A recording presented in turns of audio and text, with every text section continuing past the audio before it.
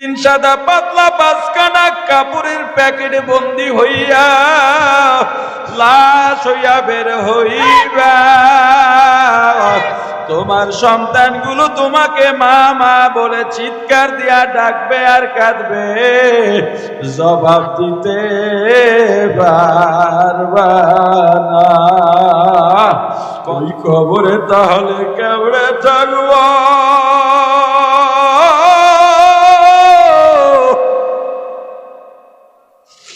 এবার জীবনটা উজাড় করে তওবা করো আমার আল্লাহর দরবারে। আমার আল্লাহ, এত গুনাহ করছি, এই গুনাহ নিয়ে আপনার সামনে কেমনে দাঁড়াবো? নিজের জীবনের গুনাহগুলার সামনে হাজির করো, চলাফেরায় ব্যস্ততায় কাজে কর্মে গুনার কথা মনে নাই। তোমার গুনাহ তুমি জানো আর আল্লাহ জানেন। সব গুনাহগুলা মনে করো, সব গুনাহ মনে করে সামনে হাজির করো। দেখবা নিজের কাছেই নিজের ছোট লাগে, লজ্জায় মরে যেতে মরে যায়। আহারে, এত গুনাহ আমি করছি জানতামই না। এত গুনাহ থাকার পরেও কিভাবে আমি বড় কথা বলি, মাথা উঁচু করে দাঁড়াই? এত গুনাহ নিয়ে আমার মাওলার দরবারে কেমনে দাঁড়াবো? আল্লাহর কাছে বলো, ইয়া রাব্বি, আমি যত বড় গুনাহগার হই না কেন, আপনি আমার মাবুদ, আমি আপনার গোলাম, আপনি আমার আল্লাহ, আমি আপনার বান্দা। আমি যত বড় নাফরমান হই না কেন, যত বড় গুনাহগার হই না কেন, অকৃতজ্ঞ হই না কেন, আপনার দরজা ছাড়া যাওয়ার জায়গা নাই। ওরে ভাই দেখো, এত গুনাহ করছি, ও আল্লাহ, আমার এত গুনাহ আমার মা বাবা যদি জানতো, আমার মা বাবা সন্তান বলে আমাকে পরিচয় দিত না, আমার বিবি যদি আমার গুনার খবর জানতো,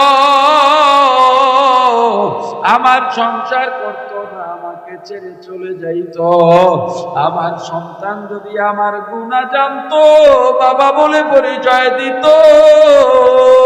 না,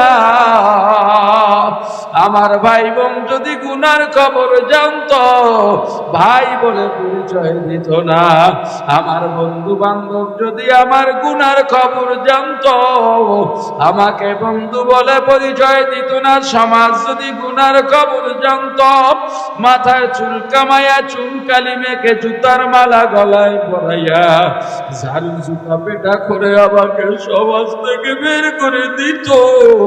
ও দয়ার আল্লাহ, এত গুনাহ করছি, আপনি তো আমাকে নিয়ামত বঞ্চিত করেন নাই, আমাকে বেইজ্জতি করেন নাই, দুনিয়া ছেড়ে বের করে দেন নাই।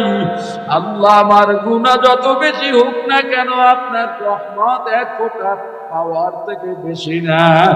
আপনার এক ফোঁটা রহমতের পাওয়ার সারা দুনিয়ার গুনাহ থেকে বেশি। ওগো আল্লাহ, আমার গুনার উপরে রাগ না করে আমি আপনার বান্দা, আমি আপনার না হইলে আপনার বান্দার অভাব নাই, কিন্তু আমার তো আর একটা আল্লাহ নাই। আপনার দরজা ছাড়া কোথায় যাব রে আল্লাহ? দয়া করে আপনার বান্দা হিসাবে আমাকে মাফ করে দেন। ও আল্লাহ, আপনি মাফ না করলে আমার যাওয়ার জায়গা নাই।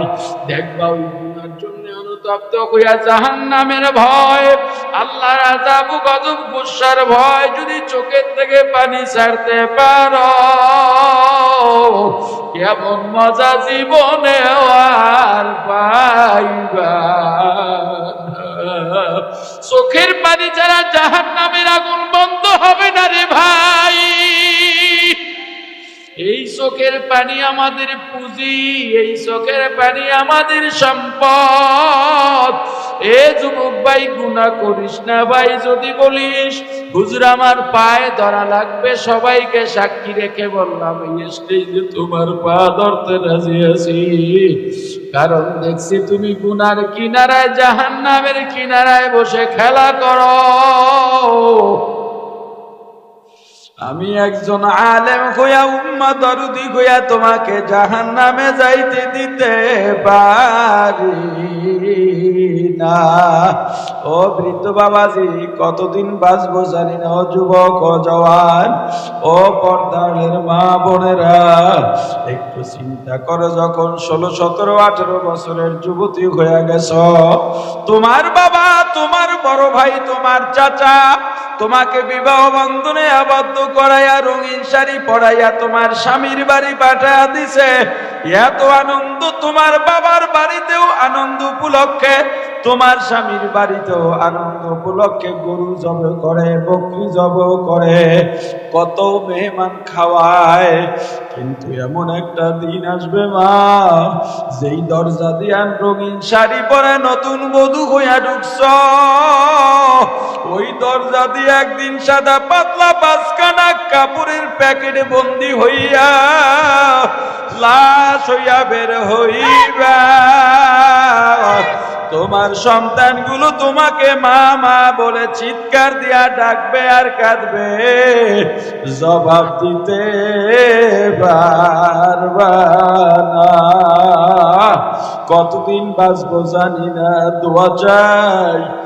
মনে হয় যেন এই বুঝি মারা যাব। আপনাদের সবার যত গুনাহ, তার চাইতে আমার গুনাহ আরো বেশি। যদি খবর পান আপনাদের ভাইটা দুনিয়ায় না,